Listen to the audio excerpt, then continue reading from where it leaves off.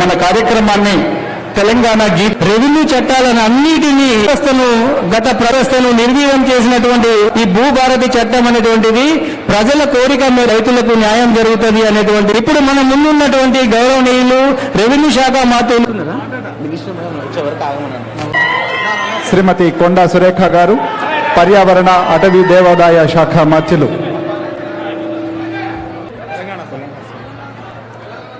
తెలంగాణ పాటతోటి కార్యక్రమాన్ని ప్రారంభించుకుందాం. దయచేసి అందరూ కూడా లేచి నిలబడవలసిందిగా విజ్ఞప్తి చేస్తున్నాం.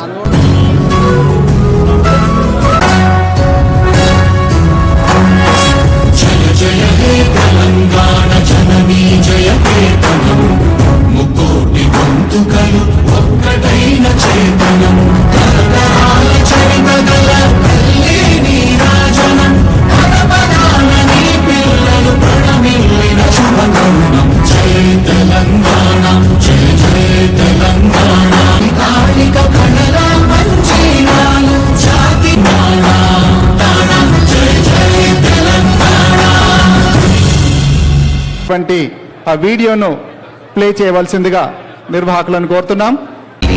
రైతాంగానికి అభయమిస్తున్నది మన తెలంగాణ తల్లి. ఈ సరికొత్త రెవెన్యూ వ్యవస్థకు 4 స్తంభాలు. 1, అధికారాల వికేంద్రీకరణతో బాధ్యతను, జవాబుదారీతనాన్ని పెంచే విధంగా చట్టం అమలు. 2, మార్గాన్ని సుగమము, సులభము చేసి నియమాల అమలు.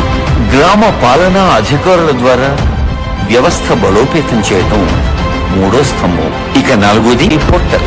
మేమిద్దరం చెప్తాం, మీదేదైనా ఉంటే చెప్పు. గ్రామాల గురించి కూడా వద్దు, వ్యక్తిగతంగా తెలుసుకోండి అందరినీ. Okay sir. సార్ మా వ్యక్తిగతంగా వస్తే మా కుటుంబంలోనే మా అన్నదమ్ములకు కూడా చిన్న చిన్న తేడాలు వస్తే కూడా ఎన్నిసార్లు తిరిగినా అసలు సమస్య భూమి తేడా రాలేదు సార్. అదే విధంగా ప్రతి గ్రామంలో అన్ని విషయాల్లో కూడా ఇదే ఉంది సార్. ఇంకోసారి ముఖ్యంగా చెప్తున్నాం సార్, మన మంత్రివారి గారికి ఇప్పటి నుంచి సార్ ప్రతి సంవత్సరానికి ఒకసారి ఫర్ ఎకరాకి శిస్తుండాలి సార్. ప్రతి ఎకరానికి శిస్తుంటే ప్రతి సంవత్సరానికి ఒకసారి అయినా 6 నెలలకు ఒకసారి సంవత్సరానికి శిస్తుంటే ప్రతి రైతు కూడా తన భూమి ఉందా లేదా అని ఒక ఎంక్వైరీకి వెళ్తాడు. ఆ ఎంక్వైరీ వల్ల ముందు కూడా తేడా రాదు సార్. 100 రూపీస్ కానీ 50 రూపీస్ కానీ ఫర్ ఎకరాకి శిస్తు వసూలు చేయాలి సార్. 5 ఎకరాలు ఉన్నది సార్. 5 ఎకరాల్లో మేము కాస్తలో ఉన్నాం సార్. మా బాబు చదువుకోలేదు, అప్పుడు పట్టాలు ఎక్కియలేదు సార్. ఈ యొక్క ధరణి అని పెట్టి నానా ఇబ్బందులు పెట్టింది సార్. 10 సంవత్సరాల కాంచి తిరిగి యాస కొట్టింది సార్. మాది చిన్న చిన్న సమస్యలు ఉన్నా కానీ మండలానికి, ఆర్డీఓ ఆఫీస్కి, కలెక్టర్ గారి దగ్గర పోవాల్సి వస్తుంది. మాకు యథావిధిగా పాత పద్ధతిలో ఈఆర్ఓలను పెడితే చాలా బాగుంటుందని మా రైతుల ఒక ఆవేదన సార్. రెండవది, మాకు వెనకట 40 సంవత్సరాల క్రితం ఉన్నట్టుగా ఎకరానికి 100-200 రకం పెడితే సంవత్సరానికి ఒకసారి రైతులు ఎవరి భూమి వాళ్ళకు ఉందని చూసుకుంటారు సార్. ఇప్పుడు 2 సంవత్సరాల తర్వాత మనం ఎంఆర్ఓ ఆఫీస్కో, ఆర్డీఓ ఆఫీస్కో పోతే 4 ఎకరాలు ఉన్న రైతుకి 10 గుంటలు వేరే చట్టంలో పెట్టాము. వ్యక్తిగతంగా ఈరోజు భూభారతి పోర్టల్ని మనం ఆవిష్కరించుకోవడం జరిగింది. మరి ఒకటేసారి అన్ని స్టేట్ అంతా కూడా చేస్తే కొన్ని తప్పులు ఏమైనా అనుకోకుండా జరుగుతాయి. కాబట్టి ఒక్కొక్క మండలంలో ఒక గ్రామాన్ని తీసుకొని చేద్దామని ఒక్కొక్క మండలంలో ఒక గ్రామాన్ని తీసుకొని పైలట్ ప్రాజెక్టుగా చేయడం జరిగింది. ఇప్పటి వరకు అక్కడి నుంచి ఎటువంటి మాకు అనుమానాలు కానీ వాళ్ళ యొక్క ప్రాబ్లమ్స్ కానీ రాలేదు. కాబట్టి ఇప్పటికే ఇది పకడ్బందీగా ఉంది అని చెప్పుకోవడానికి మనకు గర్వకారణంగా ఉంది. కాబట్టి ఈ యొక్క భూభారతి చట్టంలో చాలామంది రైతులు మాకు చిట్టీలు పంపిస్తూ ఉన్నారు. మీరు ఏ చిట్టి పంపాల్సిన అవసరం లేదు. మీ మనసులో ఉన్నాయి, మీకు ఉన్న సమస్యలు ఏవైతే ఉన్నాయో అవన్నీ కూడా ఇందులో క్రోడీకరించిన తర్వాతనే ఈ భూభారతి చట్టం బయటకు వచ్చింది.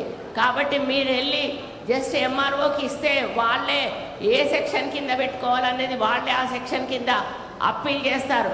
గత ప్రభుత్వంలో పోయి మీరు ఒక సెక్షన్ కింద పెట్టుకునే వాళ్ళు 1000 రూపాయలు కట్టి, వాళ్ళని వాళ్ళు ఇది ఈ సెక్షన్లో రాదు ఇంకో సెక్షన్లో మళ్ళీ పోయి మళ్ళీ 1000 రూపాయలు కట్టుకొని మళ్ళీ ఆ సెక్షన్కి పెట్టుకునేవాళ్ళు. అలా మిమ్మల్ని తిప్పుతూనే ఉండేవాళ్ళు కానీ సమస్య పరిష్కారం అయ్యేది కాదు.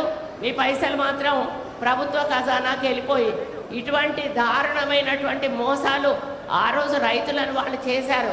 కానీ ఈరోజు మన ముఖ్యమంత్రి గారు రైతులకు అన్ని విధాల సహాయ సహకారాలు అందించడమే కాకుండా మరి వ్యవసాయ భరితంగా ఈరోజు మనం ఫస్ట్ స్థాయిలో ఉన్నాము అంటే ఈరోజు మన ముఖ్యమంత్రి గారి చలవ వలన. ఎందుకంటే అంతకుముందు కేసీఆర్ గారు ఏమన్నారంటే వడ్లేస్తే ఊరేసుకోవాలి, వరేస్తే అని చెప్పారు.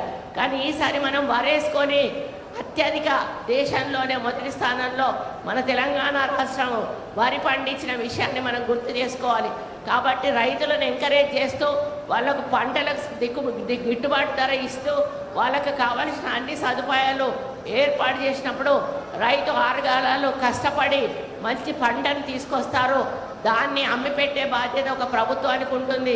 ఆ బాధ్యత ఆల్రెడీ ప్రభుత్వం తీసుకుంటుంది. కాబట్టి రాబోయే రోజుల్లో ఈ యొక్క సమస్యలు ఏవైతే పరిష్కారం అవుతాయో అవి అయిన తర్వాత జీవితాంతం కూడా మీరు ప్రశాంతంగా మీ భూముల్లో మీ పంటలు పండించుకొని మరి మీరు హాయిగా ఉండొచ్చు అని చెప్పి తెలియజేసుకుంటూ మరి ఇంకా చెప్పాల్సిన విషయాలు చాలా ఉన్నాయి. మరి మంత్రి గారు మాట్లాడతారు.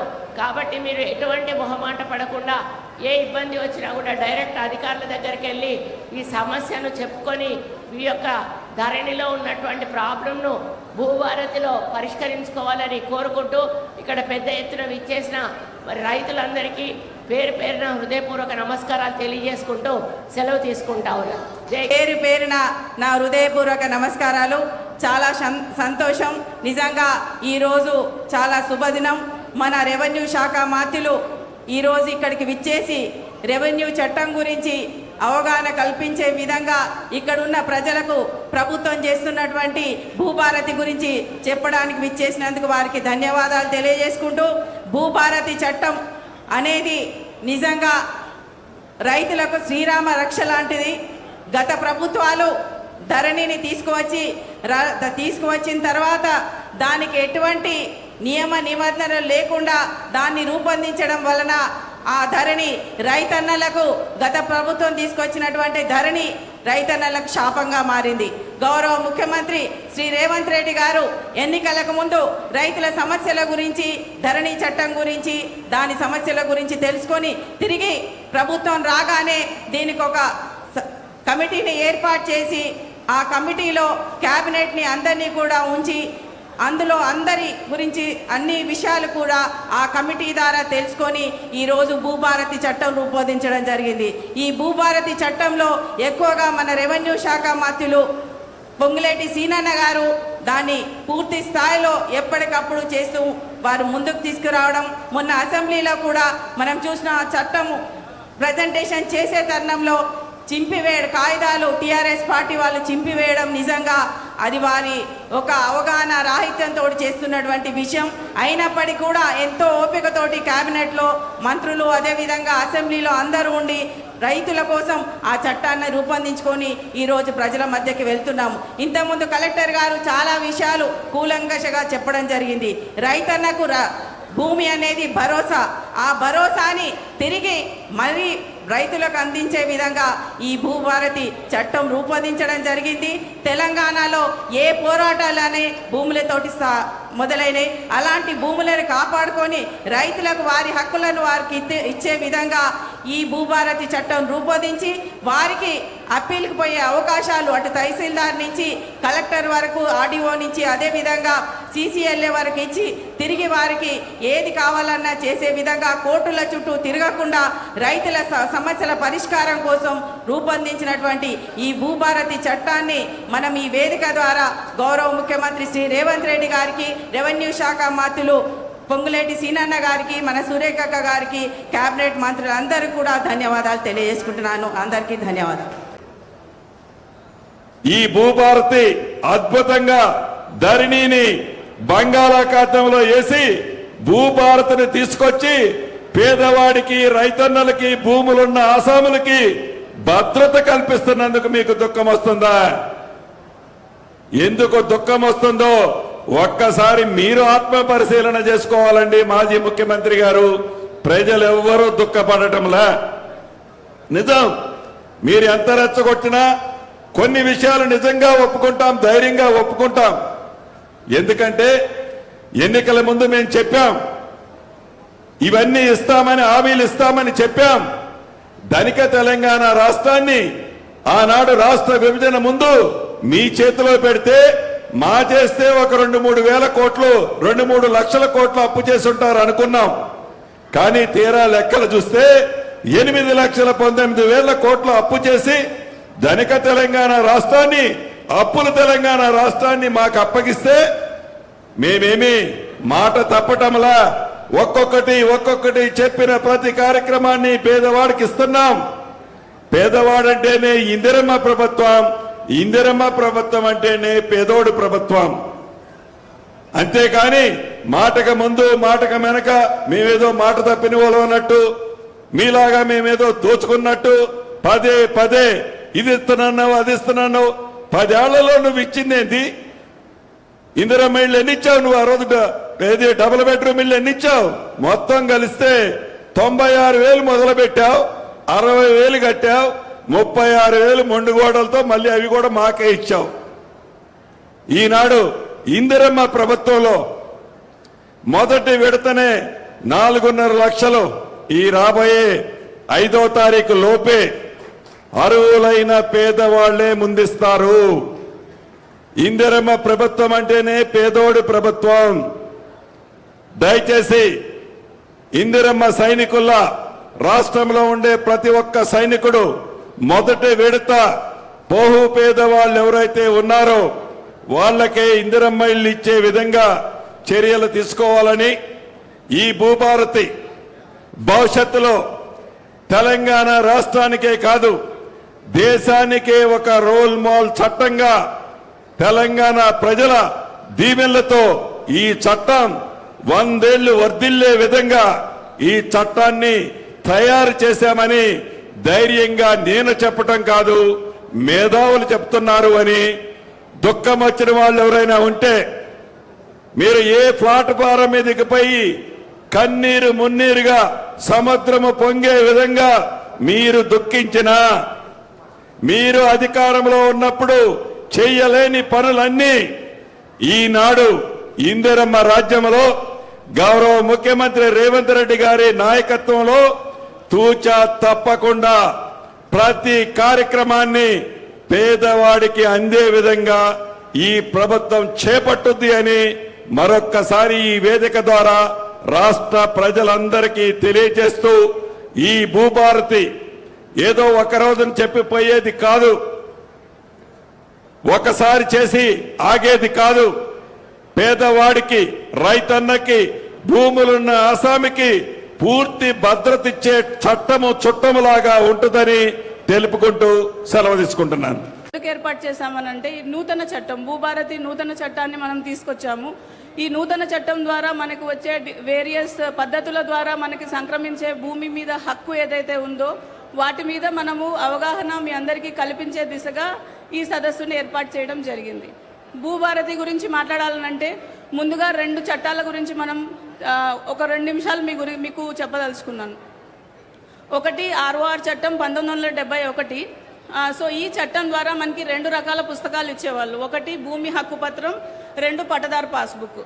అండ్ అక్కడ రూల్స్ ఫ్రేమ్ చేసేదానికి 18 ఏళ్ళు మనకి పట్టడంతో మనం ఏమైందనంటే భూమి మీద సమస్యలు అనేవి ఇంక్రీజ్ అయ్యాయి. సో ఈ దిశగా ఆలోచన చేసినప్పుడు ఒక నూతన చట్టం తీసుకురావాలి అన్న ఉద్దేశంతో 2020లో ఇంకో చట్టం తీసుకురావడం జరిగింది. సో ఆ చట్టం ఫ్రేమ్ చేసినప్పుడు మాకు యాక్ట్ అనేది ఇచ్చారు, కానీ యాజ్ ఆఫీసర్స్ ఒక ఫామ్ ఎలా ఉంటుంది, ఎంత డబ్బులు కట్టాలి, ఎక్కడికి వెళ్ళాలి, ఏ ఆఫీసర్ మీ సమస్య తీరుస్తారు, ఇదేది మాకు క్లియర్ కట్గా ఆ చట్టంలో లేదు. ప్రతిసారి మీరు మా దగ్గరికి వచ్చినప్పుడు కూడా మేము ఎక్కడికి వెళ్ళాలి అంటే కోర్టుకు వెళ్ళండి అని మేము చెప్పడం జరిగింది, మీరు వినడం కూడా జరిగింది. సో ఇలాంటి సమస్యలన్నీ వచ్చిన తర్వాత ఇవన్నీ క్రోడీకరించి మీ అందరి ఒపీనియన్ తీసుకున్న తర్వాత మేధావులందరితోటి చర్చించిన తర్వాత ఈ భూభారతి నూతన చట్టాన్ని గవర్నర్ గారు జనవరిలో ఆమోదించడం జరిగింది. అండ్ అత్యంత వేగంగా ఈ చట్టానికి ప్రొసీజర్స్ అంటే రూల్స్ అనేవి ఇవ్వడం జరిగింది. ఇప్పుడు యాజ్ ఆఫీసర్స్ మాకు ఏ పరిధి కింద ఏమి యాక్షన్ తీసుకోవాలి అనేది క్లియర్గా మెన్షన్ చేయడం జరిగింది. సో ఇందులో నేను భూభారతి యొక్క కీలకమైన అంశాలు ఏముందో నేను మీకు క్లుప్తంగా చెప్తాను. ఈ చట్టం తెలుసుకున్నందువలన మనకేమవుతుందనంటే సాధారణంగా మనం ఎవరి వ్యక్తి దగ్గరికన్నా వెళ్ళినప్పుడు భూ సమస్య ఉంది అని మనం చెప్పినప్పుడు చాలా ప్లేసెస్కి తిప్పుతారు. బట్ మనకంటూ చట్టం తెలిసినప్పుడు ఎగ్జాక్ట్గా ఎవరి దగ్గరికి వెళ్ళాలి అనేది మనకి క్లియర్గా తెలుస్తుంది. కాబట్టి ఈ చట్టం గురించి తెలుసుకోవాల్సిన అవసరం ఎంతైనా ఉంది. సో మొదటది ఇప్పుడు ధరణి స్థానంలో కొత్త భూమి హక్కుల రికార్డు భూభారతి అని ఉంది. సో ఇప్పుడు ఇంతకు ముందు మీరు ఒక ఆడియో విజువల్ చూశారు వేర్ భూభారతి పోర్టల్ గురించి మనం చెప్పడం జరిగింది. ఆ భూభారతి పోర్టల్లో మనకి ఇంత క్రితం 15 సెకండ్లలో ఎంటర్ అయ్యేది 2 సెకండ్లలో మనం ఎంటర్ అవ్వచ్చు. ఇంత క్రితం మీరు మా దగ్గరికి పహానీల గురించి వచ్చేవాళ్ళు, అప్పుడు మేము సర్టిఫైడ్ కాపీస్ ఇచ్చేదానికి కొద్దిగా ఇబ్బంది పడిన మాట వాస్తవం. సో ఇప్పుడు ఆ సర్టిఫైడ్ కాపీస్ అనే వ్యవస్థ ఒక పక్క ఉంటూనే ఇంకోటి మీరు ఒకవేళ ఊర్లో నేను ఎక్కడున్నాను ఏ పహానీలో ఉన్నానంటే ఆ ఇన్ఫర్మేషన్ సర్వీసెస్ కూడా ఈ ధరణి చట్టం మన ఈ భూభారతి పోర్టల్లో నిక్షిప్తపరిచింది. ఇక నుంచి మనము ఏదైతే ఇంత క్రితం ధరణి పోర్టల్ అని పిలిచామో ఆ పోర్టల్ని భూభారతి అని పిలుస్తాం. తర్వాత హక్కుల రికార్డులలో తప్పుల సవరణకు అవకాశం. ఇది ఇంతకు ముందు నేను మాట్లాడిన 2 చట్టాల్లో కూడా ఉంది. ఆ ఉన్న దాంట్లో ఇప్పుడు తప్పుల అవకాశం ఏదైతే ఉందో తప్పుల సవరణకు అవకాశం అని అంటున్నామో 2 అంచెల అపీల్ వ్యవస్థ అనేది పెట్టారు. అంటే ఇంత క్రితం మనకి 1971 చట్టంలో కూడా ఆ ప్రొవిజన్ ఉండింది. కానీ స్పెసిఫిక్గా ఇప్పుడు ఎలాంటి ఈ చట్టం ద్వారా ఓన్లీ తప్పులని మాత్రం సవరించే అధికారం అధికారులకు ఇచ్చారు. ఏదైనా భూమి స్వభావం మార్చాలి అని అంటే అది మళ్ళీ కోర్టు పరిధికే ఇచ్చారు. సో చాలా క్లియర్గా ఈ చట్టంలో మనకి మెన్షన్ చేశారు తప్పుల సవరణకి మాత్రమే అవకాశం ఉంది అనేది. అండ్ మోరోవర్ ఈ చట్టం అనేది 22-23 సెక్షన్స్లో ఉంటుంది. అందులో కీలకమైన సెక్షన్స్ అక్కడ మీకు స్క్రీన్ మీద కనిపిస్తుంది. సో ఇప్పుడు నేను మాట్లాడిన సెక్షన్ 4 కింద మీకు ఈ ప్రొవిజన్ అనేది ఇవ్వడం జరిగింది. తర్వాత రిజిస్ట్రేషన్ మ్యుటేషన్ చేయడానికి ముందు భూముల సర్వే మ్యాప్ తయారీ అని. రిజిస్ట్రేషన్ మ్యుటేషన్ ఇంతకుముందు చట్టాలలో ఉండేది, కానీ మనం ఎప్పుడో 1980 గురించి ఆలోచిస్తే మనకి టిప్పన్స్ అనేది ఇచ్చేవాళ్ళు. ఆ తర్వాత మళ్ళీ కాలానుగుణంగా టిప్పన్స్ అనేవి ఇప్పుడు లేవు. సో ఇప్పుడు ఈ చట్టంలో కొత్తగా మనకి నిక్షిప్తపరిచింది ఏంటి అని అంటే మ్యాప్ల తయారీ. సో దీనికి గాను మనకి లైసెన్స్డ్ సర్వేయర్ వ్యవస్థ ఏదైతే ఉందో ఆ వ్యవస్థని స్ట్రెంథెన్ చేయాలి అనేది.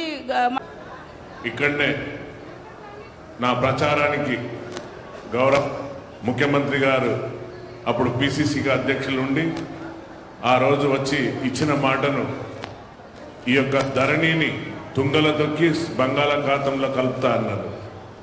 ఇది సత్యదూరం. ఈరోజు ఏదైతే ఇచ్చిన వాగ్దానాన్ని ధరణి పేరుతో 10 ఏళ్ళు దోసుకున్న ఈ యొక్క పోయిన ప్రభుత్వం బీఆర్ఎస్ నాయకులకు ఒక చెంపపెట్టులాగా మా గౌరవ మంత్రివర్యులు దీనిపైన ఎన్నో సలహాలు సూచనలు ప్రతి కలెక్టర్ ఆఫీస్కు అలాగే అందరినీ సలహా సూచనలు తీసుకొని ప్రతి కలెక్టర్ ఆఫీసులకు వారి సలహాలు తీసుకొని అందరితోని తీసుకున్నాకనే ఈ యొక్క చట్టాన్ని భూభారతి చట్టాన్ని తయారు చేసి ఈరోజు ప్రజల ముందు ఉంచి ప్రజలకు అందుబాటులో ఉండే విధంగా రైతన్నలకు అందుబాటులో ఉండే విధంగా ఈరోజు భూభారతి చట్టాన్ని తీసుకొచ్చి ప్రజలకు ట్రాన్స్పరెన్సీ అంటే ఎవరికి కూడా ఇందులో దాచుకునే విధంగా అంటే ధరణి తెచ్చినప్పుడు ఏ నాయకుడు రాలేదు, ఏ అధికారులు రాలేదు, ఒక్కరు కూడా వచ్చి ధరణి కోసం వివరించిన గత ప్రభుత్వం ఎక్కడ కూడా ఇలా మీటింగ్స్ పెట్టి రైతులకు క్లారిటీ ఇచ్చిన నాయకులు ఒక్కరు కూడా కనపడలేదు. కానీ మా ప్రభుత్వం కాంగ్రెస్ ప్రభుత్వం వచ్చాక తెలంగాణలో ఏదైతే మాట ఇచ్చారో మడవ తిప్పకుండా ధరణిని తుంగల తొక్కి ఈరోజు భూభారతి చట్టాన్ని వివరంగా ఇప్పుడే మన గౌరవనీయులు ఐఏఎస్ ఆఫీసర్ శారదాదేవి గారు క్లియర్గా మీకు చదివి వినిపించడం జరిగింది. అంచెలంచెల విధానాలు పెట్టి ఎంఆర్ఓ ఆఫీస్, ఎంఆర్ఓ దగ్గర మీకు న్యాయం జరగకుంటే ఆర్డీఓ ఆఫీస్, ఆర్డీఓ జరగకుంటే జేసీ అడిషనల్ కలెక్టర్ కాకుంటే కలెక్టర్, లేకుంటే మన హైదరాబాద్లో సిసిఎల్కు, అలాగే లేకుంటే ట్రిబ్యునల్ కూడా అంటే కోర్టుకు పోకుండా రైతులకు ఏ విధంగా ఒక పైసా భారం పడకుండా ఈ యొక్క చట్టాన్ని రూపొందించిన మన అందరి తరఫున మా అన్నగారికి ప్రత్యేక హృదయపూర్వక ధన్యవాదాలు.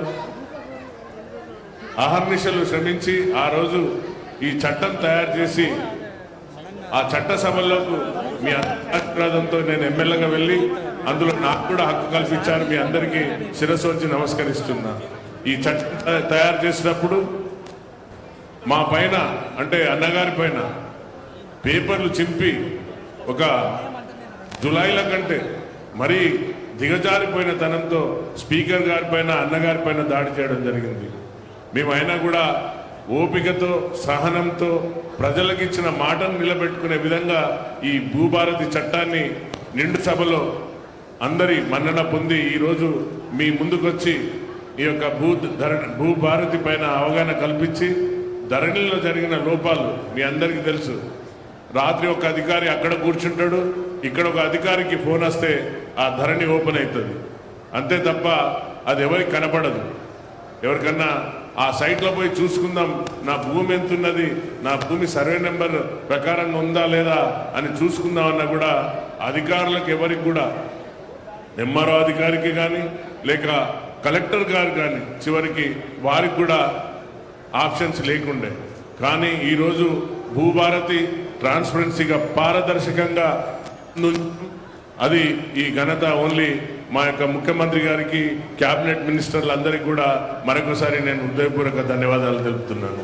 భూమి ఉంటే పేరుండదు, పేరుంటే పాస్బుక్ ఉండదు, లేకుంటే ఏదైతే రైతు బంధు రైతు రుణమాఫీ కోసం కొన్ని దొంగలు కొత్తగా పాస్బుక్లు కూడా సృష్టించుకోవడం జరిగింది. అటువంటి వాటిని అన్నింటినీ ఈ ధరణి వల్ల జరిగిన అన్యాయాలన్నీ భూభారతి చట్టం ద్వారా అన్నింటినీ వెలికి తీసి తప్పనిసరిగా ఈ యొక్క ప్రభుత్వం ఇచ్చిన మాట నిలబెట్టుకొని వారిపైన చర్యలు తీసుకునే దిశగా చెప్తున్నాం. అలాగే ఇందులో ఇంకో అవకాశం కూడా ఇచ్చారు. ఎవరైతే అధికారులు ఉద్దేశపూర్వకంగా అంటే ఇంటెన్షనల్గా ఏమైనా తప్పులు చేస్తే మాత్రం వారిపైన కూడా చర్యలు ఉండే విధంగా యాక్ట్ రూపొందించింది. ఇంత ట్రాన్స్పరెన్సీగా కాంగ్రెస్ ప్రభుత్వం ఏది చేసినా కూడా ప్రజల పక్షం కోసం రైతుల పక్షాన రైతుల కోసం చేస్తారు తప్ప దీర్ఘకాలికంగా ఆలోచించి ఏది తెచ్చినా ఆహార భద్రత చట్టం మన అందరికీ సన్నబియ్యం ఇచ్చిన ప్రతి పేదవాడు కడుపు నింపే విధంగా అప్పుడు యూపీఏ గవర్నమెంట్ ఆహార భద్రత చట్టం యాక్ట్ తెచ్చింది. అంటే సారీ అన్న ఎక్కువ టైం మీకు ఉంది అన్న. ఓకే, సో ఏది చేసినా కూడా ఈ ప్రభుత్వం ప్రజల పక్షాన రైతుల పక్షాన భూమికి రైతుకు ఉన్న పేగు బంధంతో ఉన్న ముడిపడి ఉన్న ఈ భూమిని రక్షించే విధంగా ఈరోజు యాక్ట్ వచ్చింది. కాబట్టి తప్పనిసరిగా ఎవరు కూడా ఒక పైసా ఖర్చు కాకుండా మోడల్గా 4 జిల్లాలు తీసుకున్నారు. ఆ జిల్లాల తర్వాత 2 జూన్ నుండి మన దగ్గర కూడా మోడల్గా ఒక డిస్టిక్ తీసుకోవడం జరుగుతుంది. అందులో హన్మకొండ జిల్లాను ఇవ్వవలసిందిగా నేను కూడా రిక్వెస్ట్ చేస్తున్నా. ఎందుకంటే హన్మకొండ వాసులు ఇక్కడంతా చుట్టూ ఇదంతా ఉన్న ప్రాంతం మంచి హైలీ, ఎందుకంటే మీ అందరి ఒక ఆశీర్వాదంతో ఎయిర్పోర్ట్ కూడా వచ్చింది కాబట్టి భూమి రేట్స్ హైక్ అయినాయి. కాబట్టి వీటిని కాపాడే దిశగా రైతులు తప్పనిసరిగా ప్రతి గ్రామానికే వచ్చి ఒక పైసా లేకుండా ఫామ్స్ కూడా వారే ఇచ్చి మీ ద్వారా సాల్వ్ చేసే దిశగా పోతున్నందుకు మరొకసారి మీ అందరి తరఫున మీడియా సోదరుల ముందు కూడా అందరికీ ధన్యవాదాలు చెప్తూ వారు కూడా వచ్చి వారికి పట్టాల కోసం వచ్చిండ్రు. వారిని కూడా అన్నగారు పెద్ద మనసుతో ఆశీర్వదిస్తారు. తప్పనిసరిగా మీకు ఇచ్చిన మాటను నిలబెట్టుకునే దిశగా వెళ్తున్నాం. సో ఈ యొక్క సమయం ఇచ్చిన అందరికీ కూడా నా హృదయపూర్వక ధన్యవాదాలు తెలుపుతూ ముగిస్తున్నా. జై హింద్, జై కాంగ్రెస్.